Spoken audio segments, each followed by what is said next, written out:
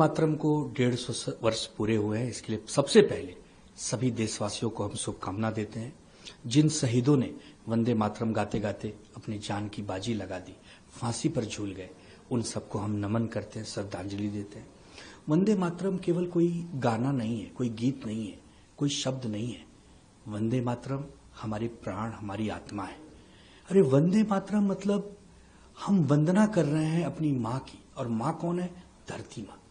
वो माँ जो हमें जल देती है, वायु देती है, हमें फल फूल देती है, हमें अन्न देती है। उस माँ की एक प्रकार से स्तुति करना, उनके लिए मन में श्रद्धा रखना, ये बहुत खुशी की बात है। तो ये हमें किसी से ज्ञान नहीं चाहिए कि वंदे मातरम कब गाना है, कैसे गाना है, कहाँ गाना। हमें पता है कि वंदे मातरम हमारे जीवन का एक अहम हिस्सा है। जब तक यह भारत देश रहेगा तब तक वंदे मातरम रहेगा, क्योंकि ये वंदे मातरम हमारे जड़ों में है। जो हमारे जड़ों में है उससे तो हम भूल नहीं सकते।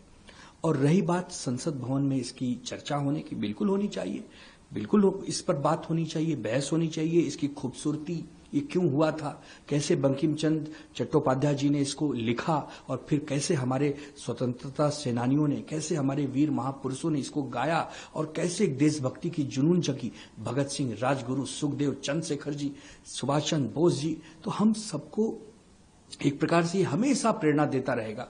इसके लिए इस पर चर्चा भी हो, इसका मान सम्मान भी हो, लेकिन साथ ही साथ हम सरकार से सवाल पूछते हैं कि इस गाने को या इस जय हिंद या वंदे मातरम को कहने के लिए राज्यसभा में रोक क्यों लगाई गई है? क्यों? क्या राज्यसभा देश के बाहर है? राज्यसभा बड़ा है कि देश बड़ा है? हम समझते हैं देश बड़ा है। देश के अंदर ये राज्यसभा, लोकसभा बहुत छोटी चीजें हैं, देश सबसे महान है। तो हर जगह इसे गाना चाहिए, हर परिस्थिति में जिसको गाना है गाए। हमारी वीर सेना, हमारी जो थल सेना, जल सेना, वायु सेना, सब वंदे मातरम का गुणगान करते हुए चलते हैं।